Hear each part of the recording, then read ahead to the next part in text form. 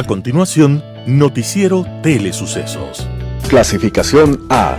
Apto para todo público. Un noticiero pensado para usted porque se lo merece. Nos acercamos a la realidad desde diferentes perspectivas. Noticiero Telesucesos. Primera parte del Noticiero Telesucesos con las noticias más importantes del día. Estimados televidentes, bienvenidos a una emisión más de su Noticiero Telesucesos. Un día como hoy. Hubo en Roma un emperador que se creía Dios y que llegó a nombrar a su caballo senador de la República. El emperador se llamaba Calígula. Aquel gobierno dejó una historia de excentricidades y terror, hasta que al final Calígula fue asesinado. En medio de la confusión, en pleno palacio de gobierno, la guardia pretoriana encontró a un hombre escondido tras una cortina. El tipo era Claudio I, alguien con fama de idiota, deforme, tartamudo, despreciado por todos, y en un acto burlesco fue levantado en hombros, le ciñeron una corona desbaratada y lo nombraron emperador. Este esperpento humano, despreciado y zarandeado por la guardia pretoriana, en un minuto pasó de ser un animal tembloroso escondido tras una cortina a convertirse en el gobernante del más poderoso imperio, del Imperio Romano. Entonces dio la gran sorpresa. Su soledad y timidez le habían servido para leer y estudiar, y realizó uno de los más dignos gobiernos en la historia de Roma. Pero su vida exitosa como gobernante fue un contraste con su vida amorosa, que fue un desastre. En su tercer matrimonio, su esposa Mesalina, ninfomaníaca, tenía relaciones con varias docenas de sus soldados en una noche. Al final, cuando ella intentó tomar el poder, Claudio ordenó que fuera asesinada y se casó con Agripinila, que era su propia sobrina. Y luego, Agripinila terminó envenenándolo para poner fin a uno de los más particulares gobiernos de la antigua Roma. Claudio estaba muriendo un día como hoy, 13 de octubre del año 54, y nos recuerda que no se puede menospreciar ni prejuzgar a nadie por su aspecto físico, y que aún los más poderosos son apenas simples seres humanos. Las principales noticias del día. Titulares. Se conforman 6 mesas técnicas de trabajo entre el gobierno y la FENOCIN. Conmoción social en la asamblea por Pandora Papers. Variante Delta esquivada por inmunidad híbrida. El precio del galón de la gasolina extra sube 11 centavos y el diésel 0,4 centavos. 3 contratos del CNEL son investigados por la Fiscalía. Prisión preventiva en contra de Sebastián Yunda. En vida y tecnología, alternativas cuando las redes sociales se caen. Segmento de opinión, el descubrimiento de América y repetición por la cabeza del procurador. Los editoriales serán de Miguel Rivadeneira, dirigentes recuperen dignidad. Talía Flores, Pandora enloquece a los asambleístas de todas las bancadas. León Roldós, ¿hará lo mismo? José Hernández, Lazo versus la Santa Alianza del Statu Quo. Patricio Aro, aquí y ahora. Noticias del día con Carla Sánchez. Se conforman 6 mesas técnicas de trabajo entre el gobierno y la FENOCIN. El debate entre el gobierno y la Confederación Nacional de Organizaciones Campesinas, Indígenas y Negras, FENOCIN, se desarrolla a través de 6 mesas técnicas, con el fin de llegar a acuerdos. Lazo manifestó que su administración tiene los brazos abiertos, las manos extendidas para poder conversar y encontrar las soluciones a los problemas que aquejan a la población. Vela informó que los temas abordados fueron la reactivación económica, situación del campo, acceso a créditos al 1% de interés para productores agrícolas, educación bilingüe e intercultural y reapertura de escuelas unidocentes, salud intercultural, justicia indígena, acceso a programas sociales, impacto del precio de los combustibles en el transporte comunitario. La ministra dio a conocer que la Confederación solicitó una frecuencia para la creación de un medio de comunicación comunitario. El presidente de la FENOCIN agregó que espera esperan que en enero del 2022 se concrete el ofrecimiento del gobierno de otorgar préstamos al 1% de interés. La organización planteó que se establezcan mecanismos de pago para los productores que arrastran obligaciones con Banecuador de hasta $30,000, con el propósito de que puedan acceder a nuevos préstamos. Dar seguridad a los pescadores frente a la delincuencia fue otro de los pedidos, para lo cual se solicitó que el Ministerio de Gobierno y las Fuerzas Armadas puedan intervenir, dijo Espinosa. En materia de educación también se propuso ampliar el acceso a las organizaciones indígenas y campesinas de la Universidad Amatuay Huahuasi. Espinosa mencionó que el pedido que el gobierno es que revise esa política y se busquen alternativas de alivio sobre los precios de los combustibles. No es un problema solo de los transportistas, no es solo de los que tienen vehículos. El combustible es un eje transversal que afecta a todas las comunidades, a los sectores populares, más que todo a los productores agropecuarios, expresó el dirigente. Conmoción social en la Asamblea por Pandora Papers. La Asamblea resuelve que la Comisión de Garantías Constitucionales, controlada por UNES del Correísmo y Pachacutic, se encargue del análisis del caso. La resolución dice que el caso Pandora Papers es un hecho de gran interés ciudadano que ha generado seria conmoción social.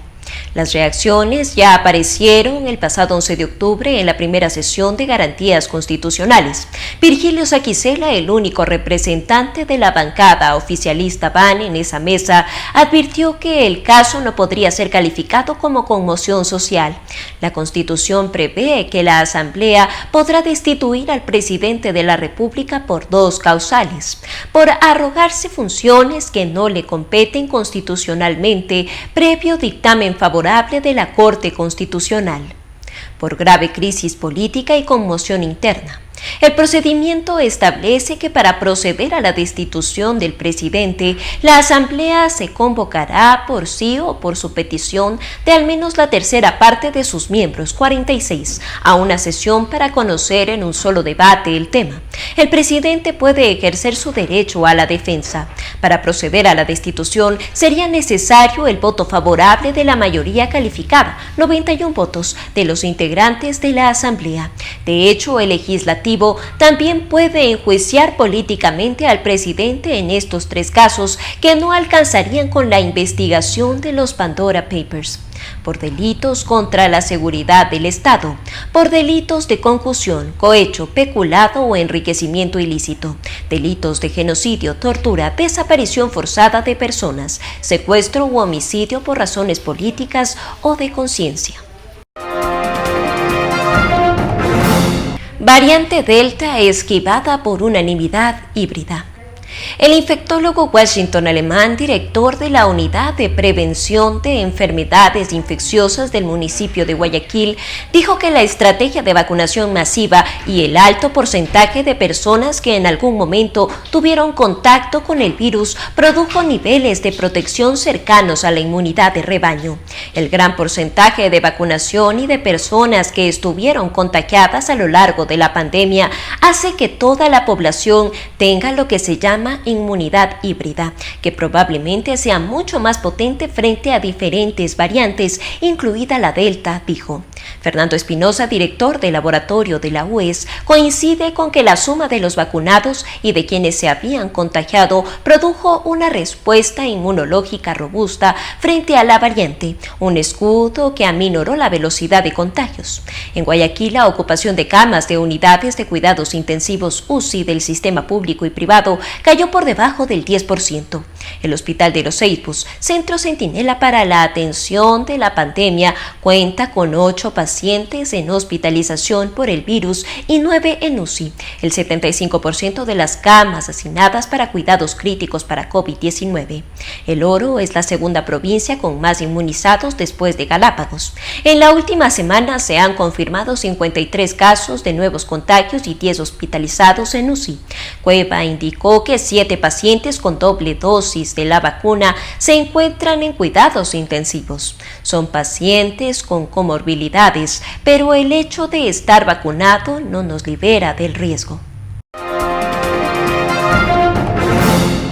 El precio del galón de la gasolina extra sube 11 centavos y el diésel 4 centavos. Las estaciones de servicio venderán el galón de diésel a 1,69 y las gasolinas extra y extra con etanol se comercializarán en 2,50. Las tarifas estarán vigentes hasta el 11 de noviembre. Los valores fueron actualizados por la Agencia de Regulación y Control de Energía y Recursos Naturales No Renovables con base en un sistema que depende de la fluctuación de la cotización internacional del petróleo. Los nuevos precios significan un incremento de 11 centavos en el caso de la gasolina extra y extra con etanol, mientras que en el diésel el aumento es de 4 centavos en comparación con las tarifas que estuvieron vigentes hasta el 11 de octubre. En cuanto a la gasolina super, los precios están liberalizados. La agencia no establece valores. 3 contratos de CNEL son investigados por la Fiscalía.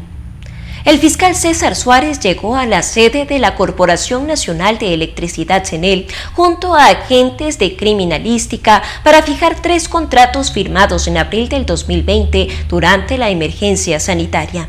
En ese entonces, de acuerdo con la Fiscalía, se adjudicaron 3 contratos por $18,000 para desinfectar 204 vehículos de las entidades y las instalaciones de CNEL. La firma del documento se dio por ínfima cuantía, es decir, se escogió la oferta con el valor más bajo. Ahora, 18 meses después, la Contraloría detectó que la empresa adjudicada para esta desinfección de los carros no estaría registrada en el Servicio de Rentas Internas SRI, por lo que la entidad de control realizó un informe con indicios de responsabilidad penal. Fiscalía inició una investigación previa por el delito de peculado contra los funcionarios que estaban a cargo de CNEL en esa época, que autorizaron y firmaron los cuestionados contratos.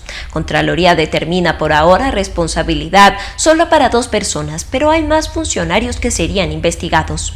En el informe de Contraloría se detectó que el pago por los servicios se había realizado por la Fiscalía, pero se investiga si finalmente el servicio de desinfección se dio.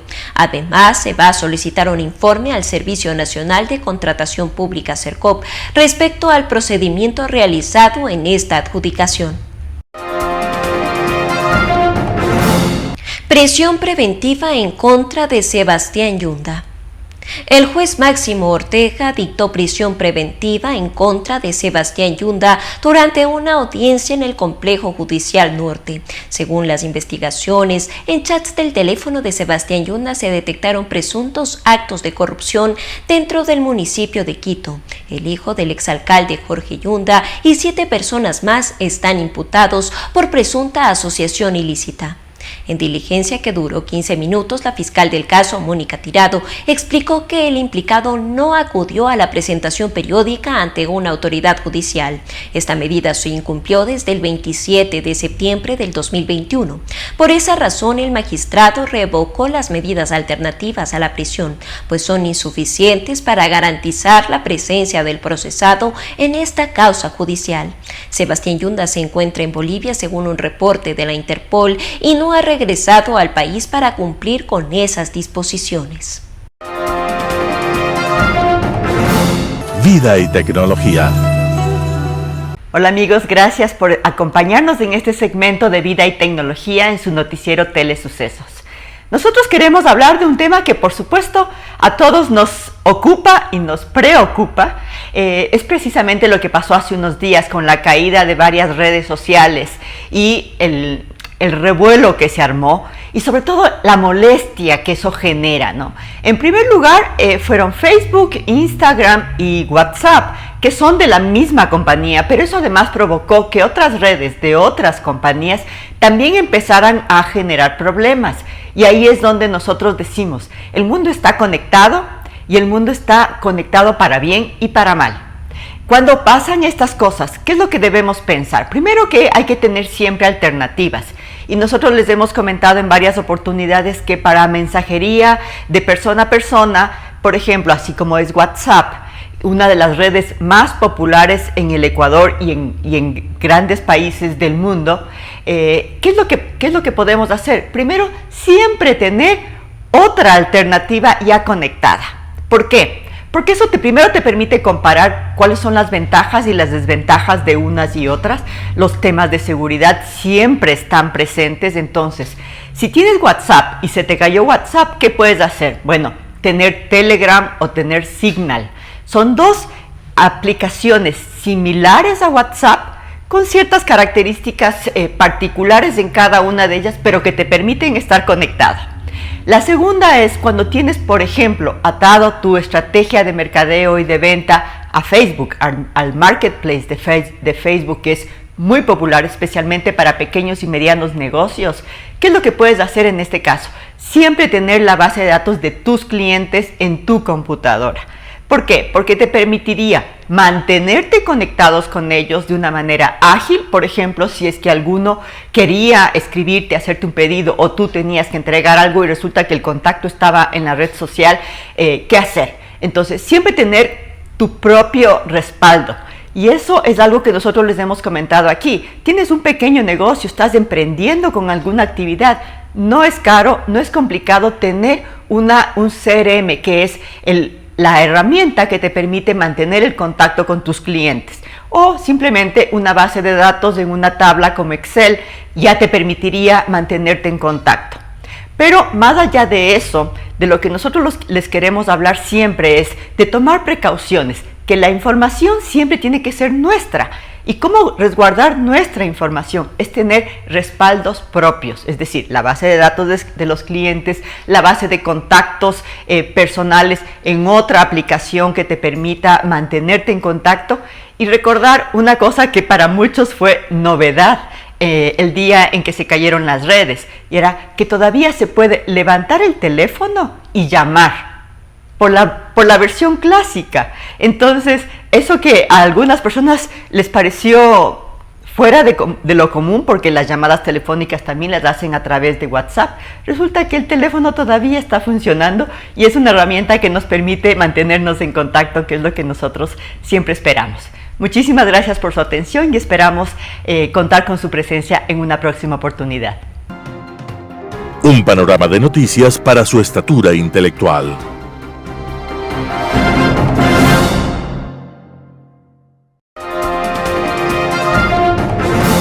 Enfoques con Claudia Arteaga.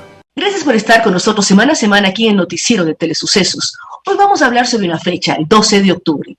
Efectivamente, este año estamos recordando 529 años del descubrimiento de América. Un descubrimiento que unió a dos mundos, que globalizó al planeta y que generó muchas oportunidades. Hay varios críticos sobre este descubrimiento, se reniega de lo que hizo España o de lo que hizo Portugal, pero debemos pensar que el pasado debemos irlo analizando, evaluando y proyectarnos a un futuro como un continente, un espacio, un bloque unido y fuerte. Iberoamérica lo están constituyendo 22 países al momento, 22 países que sumados tenemos casi 700 millones de habitantes, con grandes cantidades de recursos, con espectaculares universidades, con un recurso humano valiosísimo. Si solamente pensemos en premios Nobel de literatura, pensemos en avances científicos, pensemos en lo que hacemos en Ecuador, en Perú, en México, en la propia España, en el propio Portugal, en Brasil, Argentina o todo Centroamérica.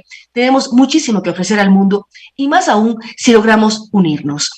Pensemos en que hay que recordar la historia. Sí, de la historia se aprende, pero no podemos continuar reclamando cosas pasadas hace siglos. Hay que recordarlas, hay que evaluarlas, hay que proyectarnos en base a ello, pero proyectarnos pensando en un futuro que puede cambiar la vida de estos 700 millones de personas de una manera positiva. Pensemos en las importantes universidades que están en la región, las importantes proyecciones que podemos dar al mundo, sobre todo cuando hablamos de que dentro de esos 22 países se encuentra la región más biodiversa del mundo, la Amazonía, de la cual Ecuador tiene las cuencas altas y somos mega diversos. Tenemos en esta misma zona las fantásticas Islas Galápagos, que también son parte de Ecuador.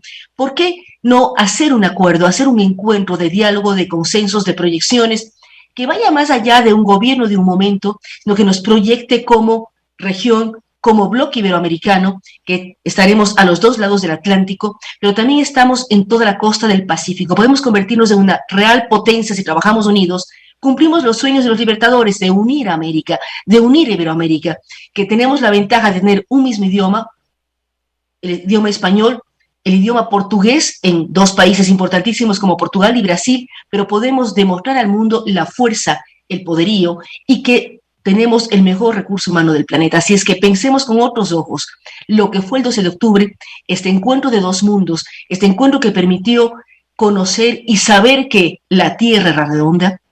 Estamos celebrando también los 500 años de la primera vuelta al mundo. Pensamos en Elcano y Magallanes. Pensamos en una serie de cosas que el mundo, a partir del siglo XVI, nos trajo. Evaluemos, analicemos y proyectémonos al futuro. Gracias por estar con nosotros semana a semana en el noticiero de Telesucesos. Opinión. Bienvenidos. Hay juicios políticos anunciados que vienen en serie. El juicio político al Contralor ha dejado algo muy claro. No me voy a referir al tema judicial, eso está ahí. Y los jueces en su momento tendrán que definir si hay caso. No voy a referirme a eso. No hay que perturbar a los jueces. No es sano. Independencia total. Pero claro, se ve hoy por la cantidad de glosados en la Asamblea que definitivamente el que no les haya desvanecido las glosas no le perdonaron al funcionario. Bueno, ahora sigue el Procurador General del Estado. ¿Y cuál fue en el caso del Contralor el argumento para el texto de su moción? Incumplimiento de funciones. ¿Cuál es el incumplimiento de funciones? Hablando ya hoy del Procurador. Incumplimiento de funciones. Por ahí hay un legislador que no sé el nombre, pero lo han escogido precisamente porque parece que cada vez en ese bloque quedan menos, o ya casi no quedan, personajes que no tengan algún tema del que tienen que responder. Qué cosa más complicada. Si siguen buscando, van a encontrar. Entonces por ahí han escogido a un señor que no sé cómo se llama, y no me voy a aprender su nombre. No, es imposible. ¿Qué pretenden además? Pretenden una desestabilización institucional. El que se recuperen las instituciones luego del tiempo que le tocó vivir al país es algo muy difícil. Solo les quiero decir algo. Ustedes recuerdan que en el conflicto con Odebrecht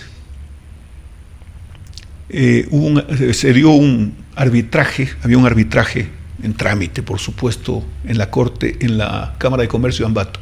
$250 millones era la expectativa del Estado, que Odebrecht debía pagarle al Ecuador por los daños y perjuicios ocasionados por el manejo técnico antojadizo de la construcción de la represa San Francisco. Cambio en el diseño, alegres manejos técnicos hizo que la central comience a filtrar y tuvieron que pararla, como hoy ocurre en Coca-Cola, es decir, lo mismo. Y de pronto hicieron un arreglo en 20 millones y el procurador se opuso a eso. Dijo algo, no santificó el tema.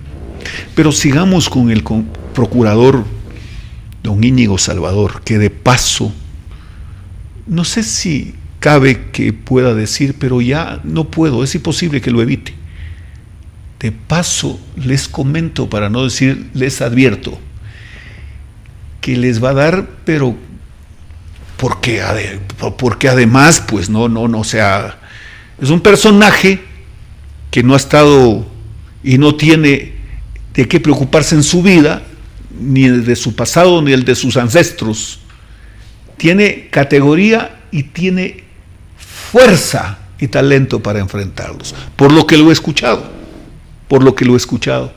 Fíjense ustedes, lo primero que hizo, pero así de trascendencia, aparte de comenzar a cobrarles, de poner la placa de los pillastres, etcétera, no, pues presentó el proyecto de ley de repetición. Imagínense con esa ley aprobada. El procurador como autor quiere decir que no les deja ni la tierra en las uñas. Entonces tienen que votarlo. Ese es el plan de ellos. Y como la Constitución dice, cosa curiosa, que con 70 votos se va, mientras su ministro de Estado necesitan 90. Y por favor, pues, ¿cómo puede ser posible que a un contralor, a un procurador, a la fiscal, la conviertan en una especie de fusible muy rápido? Fusible, démosle al pueblo esta cabeza para proteger al presidente. No, pues no es así. El fusible es un ministro de Estado. Y un ministro de Estado, decían los viejos políticos, es decir, la sabiduría, ingresa con el nombramiento, con la renuncia en el bolsillo. Un representante de un organismo de control, no, pues. No. Es algo muy serio. Entonces, UNES, Pachacuti y el Partido Social Cristiano preparan el callejón para que llegue el procurador y lo van a acusar de incumplimiento de funciones. A ver, ¿qué ha dejado de hacer? Si todo de lo que el Estado, o por lo que el Estado este momento está respondiendo y está pagando, se originó en el gobierno de Correa, pero incluso se pagó en el gobierno de Correa, ¿cómo es que lo llevan al procurador? ¿Pero qué tiene que ver con eso? No tienen que ver los ex procuradores. Pero ¿cuál es la intención? O sea, un golpe más a la institucionalidad. Y claro, como que en eso de sueño de perros, creo que piensan que pueden lograr algo que se les ha cruzado en algún momento de qué sé yo, pues de esas perturbaciones, que algo puede pasar en el país por obra y por mano de la Asamblea que podría tratar de desestabilizar la democracia, y entonces hay que volver a foja cero y tenemos que regresar a los jefes de los organismos de control del correísmo. Ese es el plan, pero ya se les mojó la pólvora en eso, si es que tenían pólvora. Ya se les quitó la careta. Cuando en el juicio político al Contralor General del Estado, ustedes recuerdan pues que en la Comisión de Fiscalización escuchamos decir cosas como que lo que se iba a discutir en el juicio político era la legitimidad en el ejercicio de la función. Es decir, no eran legítimas sus actuaciones, en consecuencia, las decisiones administrativas son nulas, que originaron, pues evidentemente, los procesos y qué sé yo. Y hoy pensarán lo mismo con el procurador. El pecado les está cobrando la plata que se robaron. Y segundo, les presentó el proyecto de ley de repetición. Y eso los va a poner contra la pared. Señoras y señores, qué gusto estar con ustedes. Editorial. Dirigentes, recuperen dignidad. Por Miguel Rivadeneira de El Comercio. El país no avanzará ni saldrá de este bloqueo con esta clase de dirigentes políticos y de asambleístas con excepciones, que demuestran doble discurso, doble moral y audacia al hacer planteamientos cuando precisamente fueron responsables de horrores, corrupción y años después pretenden responsabilizar por lo que ellos hicieran desde el poder. Por lo menos tengan pudor y traten de recuperar la dignidad, lo cual les resulta difícil. Se unen con otros bloques que no tienen coherencia política ni ideológica para oponerse al proyecto de ley de creación de oportunidades del Ejecutivo, que planteará reformas a varias leyes cuando durante el correísmo aprobaron tantas veces solo levantando la mano. Igual ocurrió en el periodo legislativo pasado. Más allá del derecho que les asiste para fiscalizar, el correísmo ha planteado un juicio político al Procurador de la Nación por el supuesto incumplimiento de sus funciones en la defensa de procesos con resultados adversos contra el Estado. Ese es el caso por el laudo final en favor de una empresa petrolera internacional que le obliga a pagar al país. Igual ocurrió antes con otras 3 empresas transnacionales. Todos los casos empezaron, fueron demandados y perdidos en los 10 años de ese régimen por su bellaquería y hoy reclaman. Las demandas por los cambios en los contratos y los arbitrajes se perdieron con la actuación de un procurador sumiso a ese régimen y que poco o nada hizo en defensa del Estado. Ellos sí tuvieron que pagar por esos errores con recursos del Estado.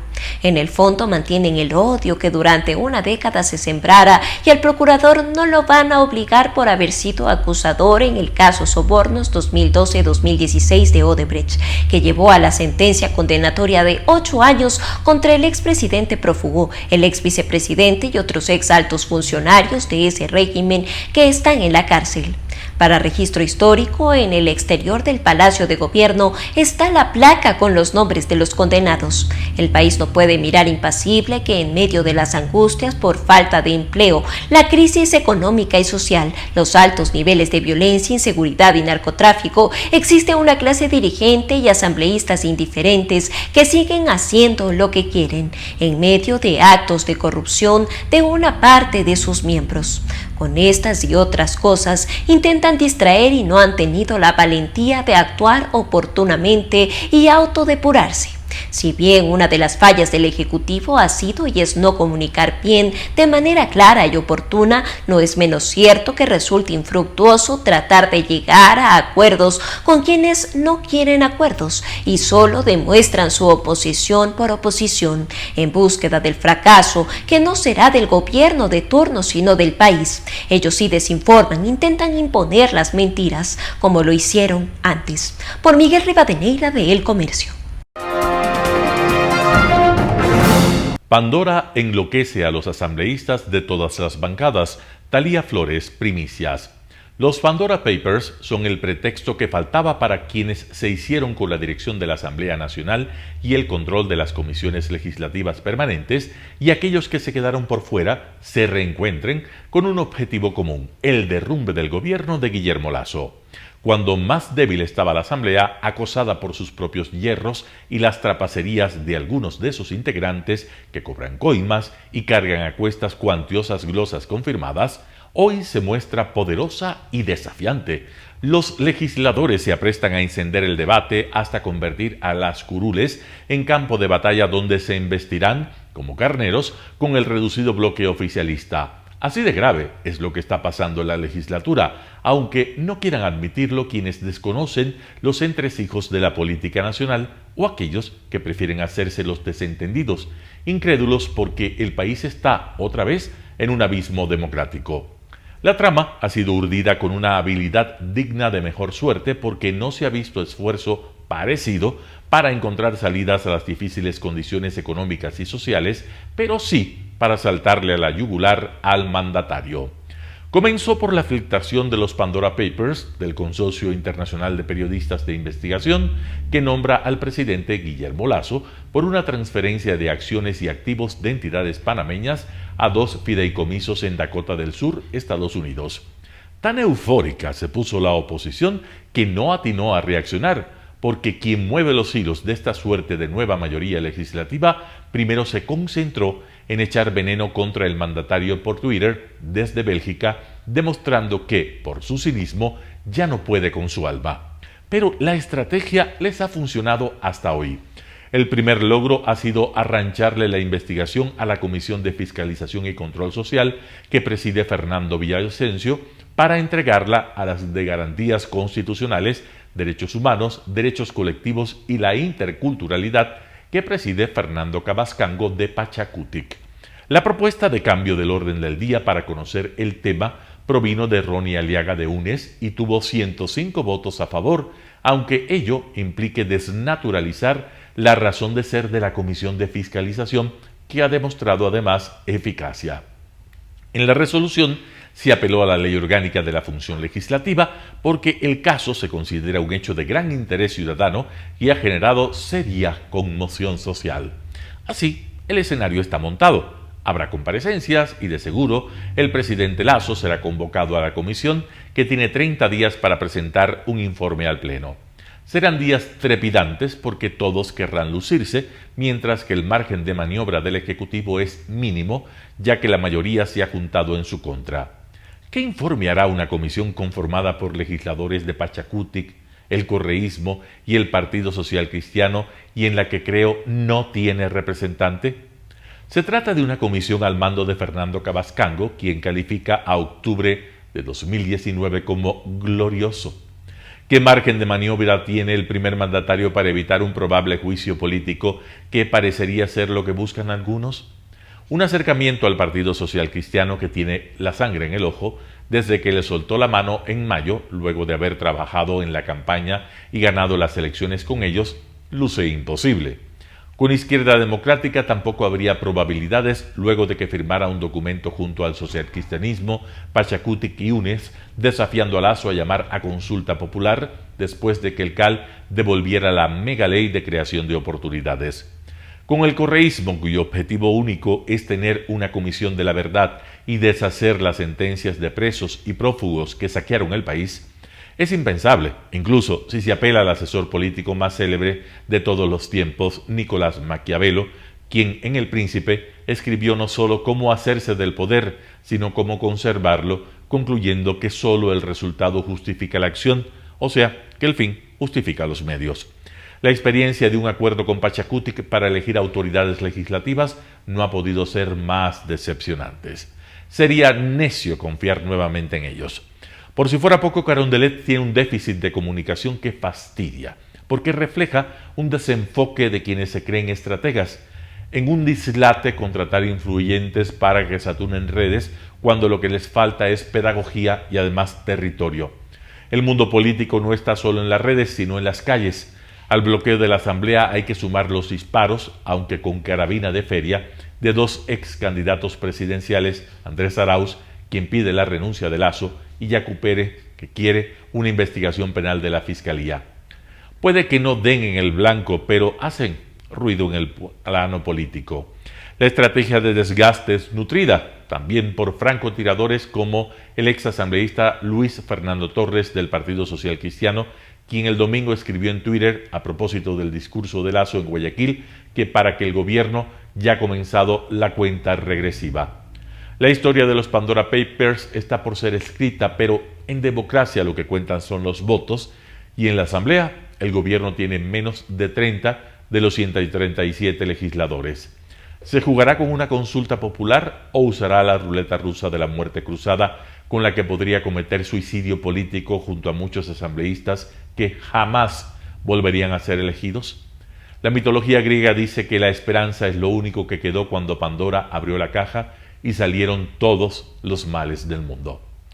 Ojalá los asambleístas enloquecidos con los Pandora Papers hagan una investigación honrada y no dejen escapar la democracia en Ecuador. Talía Flores, Primicias.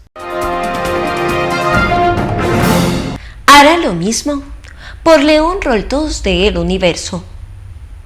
El 24 de octubre del 2011, Rafael Correa envió a la Asamblea el proyecto de ley urgente que pomposamente denominó Ley de Fomento Ambiental y Optimización de los Ingresos del Estado, de múltiples materias, que incluía numerosas reformas a la Ley de Régimen Interno, entre esas las que privaron de la excepción del IVA a los gobiernos seccionales municipales y provinciales, así como al IES, a las universidades y escuelas politécnicas, a la Junta de Beneficiarios y Solca y otras entidades, ofreciendo compensaciones en la ejecución presupuestaria del Estado. El viejo cuento, te quito y luego te devuelvo, que en los hechos es manejar flujos ajenos para devolverlos cuando pueda, a la estructura del ICE y a varias tarifas tributarias, a la creación de impuestos ambientales a vehículos y otros, al Código Tributario, al Código Orgánico de la Producción, de Comercio e Inversiones, a la Ley de Hidrocarburos, a la Ley de Minería y en varias disposiciones al Código de Procesamiento Civil, sobre todo en lo relativo a la vía coactiva. Era presidente de la Asamblea Fernando Cordero, muy próximo a Correa, y su fuerza política, Alianza País, tenía mayoría absoluta en la Asamblea, pero en esta había opositores que asumirían los cuestionamientos por las extorsiones que se venían, con apoyo de municipios y universidades por las privaciones que eran hechos esperables, y luego cedieron y podían trabar el avance del proyecto, como algunas de las reformas tributarias para que entren en vigencia el año 2012 debían estar promulgadas antes del 31 de diciembre del 2011. La consigna fue que la ley entre en vigencia sin debates para que no haya traba alguna, y entonces se ejecutó una trama. No se prepararon informes sobre la ley y, cosa insólita, el 17 de noviembre del 2011 la Asamblea Nacional de mayoría pro Correa resolvió aprobar la moción de negar el proyecto de la Ley de Fomento Ambiental y Optimización de los Ingresos del Estado sin informe de comisión. Uno de los argumentos era la inclusión de varias materias, la misma tacha de los días que vivimos contra el proyecto de Lasso. Correa esperó los 30 días desde el envío del proyecto y el 24 de noviembre del 2011 anunció que desconocía lo resuelto por la Asamblea. En el texto del proyecto se promulgó en el registro oficial como decreto ley. Pregunto, ¿cómo Lasso entregó el proyecto el 24 de septiembre del 2021 a 30 días de su envío? ¿Actuará en forma similar a Correa? ¿Su proyecto lo impondrá como decreto de ley? La irracionalidad del Consejo de la Administración Legislativa de la Asamblea Nacional al no admitir el proyecto de Lasso para su trámite habrá impedido el debate y la votación en su seno, por lo cual será responsable de que no se introduzcan correctivos esenciales en los segmentos del proyecto sobre los que ha habido puntualizaciones que debieron haber merecido consideración del órgano legislativo. Lasso pospondrá el decreto de la ley. Tendrá la sensibilidad de considerar correctivos que se le propongan, los que podría incluir en un nuevo proyecto urgente. El Ecuador requiere coincidir. No privilegiemos pensar en quienes ganan en la confrontación. Por León Roldós de El Universo. Lasso versus la Santa Alianza del Statu Quo. José Hernández. 4 pelagatos. Guillermo Lasso ganó la presidencia de la República a pesar de muchas cosas, a pesar de casi todo. Era banquero y el correísmo pensó, antes de 2013, que con eso bastaba para sacarlo del juego. Es millonario y como en Ecuador no es Estados Unidos, donde se celebra el éxito personal, muchos pensaron que eso servía de repelente ante el electorado. No era político y algunos pensaron, como Jaime Nebot, que nunca iba a estar preparado ni a su altura. No es carismático, y eso en un país que ha votado por el loco que ama y un yerno perfecto como Rafael Correa lo inhabilitaba a pensar en la presidencia. Nunca fue el candidato de las élites, no es un gran orador, es del Opus Dei, y así. Lasso ganó contra todo pronóstico, pero claro, está en la presidencia y eso significa que muchos dirigentes políticos y sus cúpulas no atinan a explicar cómo lo logró. Los pasivos de ayer mutaron en fastidio o abierta oposición que a veces, como en el caso de Nebot, les cuesta verbalizar. Basta ver la entrevista con Carlos Vera. Lasso, un político millonario, de derecha, curuchupa, liberal en economía y opuesto al manejo patrimonialista del Estado, se ha convertido por las circunstancias en las que se encuentra el país en el representante de un modelo. Si llegase a tener éxito en el gobierno, dejaría muy mal parados al populismo, al estatismo, a la vieja izquierda y también al modelo exitoso bajo el cual se cobija Jaime Nebot. Por eso, y más allá de las consideraciones legales y constitucionales que se debaten alrededor del proyecto de ley creando oportunidades, el país asiste, en el mercado político, a un enfrentamiento de modelos. Eso y la negativa de Lasso a dejarse controlar explican la alianza que se traduce en bloqueo en la Asamblea. El correísmo, el Partido Social Cristiano, Pachacutic y la izquierda democrática no harán nada para que la gestión gubernamental de Lasso sea exitosa. Por el contrario, harán lo que sea necesario con tesis jurídicas y constitucionales, con todo y otro octubre del 2019 de ISA o pedido de destitución de Arauz para que Lasso fracase. Resulta curioso que los temas que han disparado en esta forma abierta, este mano a mano, impliquen evidentes rupturas con el statu quo.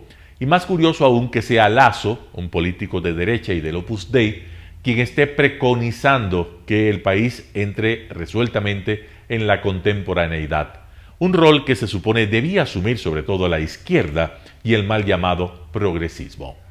En esa tarea debía estar, en teoría, al menos, Javier Hervás, quien se dice socialdemócrata, pero Hervás está literalmente suspendido entre el statu quo y un nuevo ideario que no atina a formular para su partido. En esta tarea debía estar Pachacutic, cuya vocación sincrética, en teoría al menos, lo obliga a pensar en forma permanente en el tránsito cultural hacia nuevas formas de vivir, producir, crear y hacerlo en sintonía todo con la naturaleza. El correísmo ya no es más que una mascarada de ciudadanos dedicados a extorsionar al poder de turno para que contribuya a que la sociedad entera sufra un ataque de amnesia y los declare a coro Los Ángeles. En esa tarea debía estar, ¿por qué no?, Nebot, amigo de Jaime Durán, que en teoría, al menos, está súper conectado con las corrientes más avanzadas del pensamiento y la tecnología. Cuento. Durán es ante todo un cínico intelectualmente deshonesto. En teoría, al menos, esos partidos y movimientos deberían estar compitiendo por modernizar al país, sin dejar a los más pobres a la vera del camino, pero no. Cultivan el pasado y defienden fórmulas que han sumido al país durante décadas en el inmovilismo. Lasso, y ya se dijo lo paradójico que resulta, ha invertido los papeles. En 4 meses ha dado pruebas de ser un republicano, un demócrata y un político que quiere que el país deje de ser rehén de visiones obsoletas en ciertos campos. Lasso, al romper a última hora el acuerdo con el correísmo, también asumió que el tránsito político y económico que Ecuador requiere lo haga sin desconocer la ética como un valor político poderoso. Si Lasso lograra hacer las reformas que invoca, si generara confianza, si Ecuador se convirtiera en destino de inversionistas, si pudiese echar a andar el aparato productivo y crear empleo, si cobrase la contribución especial a los que más tienen y los impuestos a los empresarios y políticos rateros que no los pagan o los eluden, algunos viejos modelos implosionarían. Y es eso lo que Ecuador debió haber hecho desde hace tiempo. Solo así la política podría ser lo que debe ser, una competencia democrática, versátil, creativa de fórmulas para mejorar la vida cotidiana de los ciudadanos. De esa manera se liberaría de lo que es hoy, un cacareo insufrible y grotesco de lemas y moralina desatinada por políticos que, en casos, llevan a cuestas voluminosos expedientes judiciales. La Santa Alianza que va por Lasso se explica porque él, por circunstancias que están por sobre la mesa, encarna un modelo que mueve el piso al statu quo. Lasso es visto como una amenaza a modelos instalados y defendidos por políticos corruptos algunos que calzan de maravilla en la fábula de la serpiente y de la luciérnaga. José Hernández, 4 Pelagatos. Aquí y ahora, por Patricio Aro de Sembrando Ideales. El ceremonioso marco de la sesión solemne por el 1.001.º aniversario de la independencia de Guayaquil fue el escenario ideal para que tanto la alcaldesa de la ciudad como el presidente de la República expresen ante un auditorio nacional los problemas que incomodan al gobierno central o al gobierno cantonal. En ese escenario que se presenta cada año se han manifestado claras pugnas de poder, desacuerdos importantes, denuncias de centralismo, crisis de gobernabilidad y hasta se han justificado golpes de Estado. Este año no fue la excepción. Este ambiente estuvo matizado por la inquietud propia generada en un auditorio sobre la postura de los dogmatismos frente a los diferentes temas de coyuntura que preocupan al país y sobre los principales problemas a los que se deben buscar alternativas de solución o darlas en el menor tiempo posible. El presidente Lasso defendió una vez más su proyecto de ley para crear oportunidades. No se refirió a los Pandora Papers en los que aparece su nombre. Pronto sabrán ustedes quiénes son los verdaderos evasores de impuestos, aquellos que viven como ricos y tributan como pobres, dijo el presidente la noche anterior. De la intervención del presidente de la República se obtuvo como corolario que sobre el proyecto de la Ley Orgánica de Creación de Oportunidades, Desarrollo Económico y Sostenibilidad Fiscal, presentado por él a la Asamblea con carácter de económico urgente y rechazado por el CAL, Lasso no dará su brazo a torcer e insistirá por todas las formas democráticas y constitucionales para su aprobación. Pocas son las formas democráticas y constitucionales que le quedan y lo único que se conseguirá es agravar la crisis generada por la presentación de este proyecto, atendiendo al que es el problema de mayor preocupación de los ecuatorianos, el incremento de la delincuencia y la inseguridad. La alcaldesa de Guayaquil demandó del presidente de la República la participación de las Fuerzas Armadas en la seguridad ciudadana y esgrimió como argumentos válidos el libre ingreso de personas con el torpe concepto de la ciudadanía universal, a la vigencia de la tabla de consumo de drogas y a la prohibición de la tenencia y libre deporte de armas, conceptos de inspiración de la organización delictiva que nos gobernó. Podría tener razón la alcaldesa de Guayaquil, pero las causas de la inseguridad son estructurales: el desempleo, el hambre, la falta de educación, la falta de salud, la inequitativa distribución de la riqueza y la corrupción, entre las principales. Ellas deben ser combatidas por los políticos que nos gobiernan para eliminar la delincuencia y la inseguridad. La represión concebida como la alternativa válida para enfrentarla solo genera más inseguridad y violencia. Ya lo estamos viviendo. La alcaldesa ha demandado que salgan los militares y los militares a las calles por las Fuerzas Armadas, que solamente pueden hacerlo con la declaración de un estado de excepción o amparadas en la ley sobre armas, municiones, explosivos y accesorios. Además, para hacerlo, deberán cambiar su estructura, organización, doctrina de empleo, armamento y equipo, pero fundamentalmente su misión constitucional. El aquí y ahora, sin los cambios estructurales y con el libre porte de armas, solamente generará muerte y violencia. Por Patricio Aro de Sembrando Ideales. Y así finalizamos una emisión más de su noticiero Telesucesos. Manténgase en la sintonía de nuestra programación y no olvide seguirnos por nuestras redes sociales. Nos encuentran en Facebook como Telesucesos Quito, en Instagram como @telesucesos_, en Twitter como @telesucesos29, en YouTube como Telesucesos HD y también por nuestra página web www.telesucesos.net. Hasta la próxima. Lo mejor de la mañana informando para usted. Noticiero Telesucesos.